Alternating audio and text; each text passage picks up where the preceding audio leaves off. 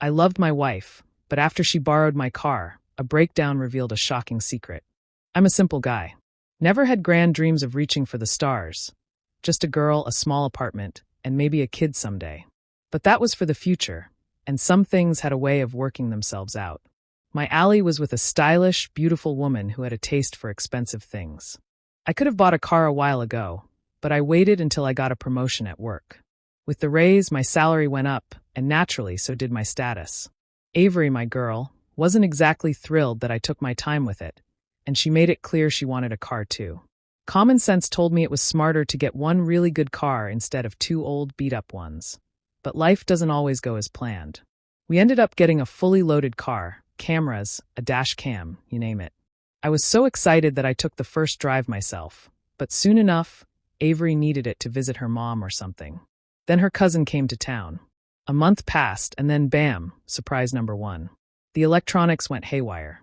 I had to take it to the shop, and they fixed it up, but a month later, surprise number two. The hydraulics went out. Back to the service station we went. Avery had enough of it by then. With a pout, she grabbed her bank card, gave me a kiss on the cheek, and disappeared into the nearest cafe for coffee, leaving me to deal with the garage. I wasn't usually one to hover over mechanics while they worked, but today was different. Avery wasn't around to nag, and the mechanic was talkative. I adjusted the wheel, checked out the hydraulics, and then noticed some guy climbing into the car. David, why the hell are you in the cabin? I waved my arms, trying to get his attention. He looked at me casually. Who's been messing with your wiring? I shook my head. No one. I took it to the master.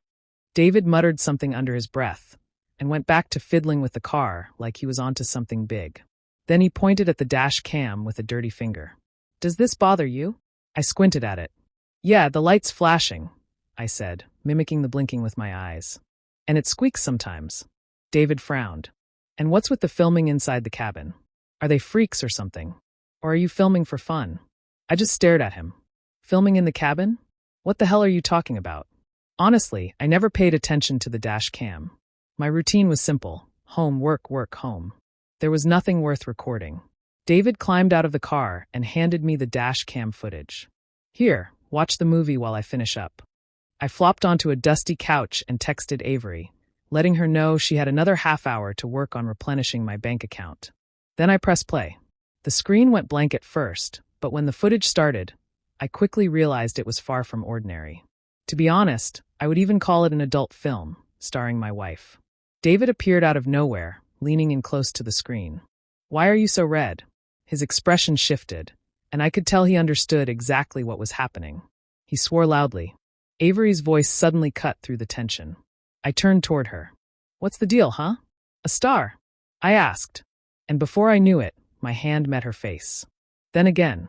And once more. David stepped in, stopping me. Listen, man. She's a harlot, all right. That's on her soul. But don't do it. It ain't right to hit a woman. I paused. He had a point. Taking a step back, I told her. Go to the apartment, pack your stuff, and be gone in an hour. When I get back, I don't want to see you there. Got it?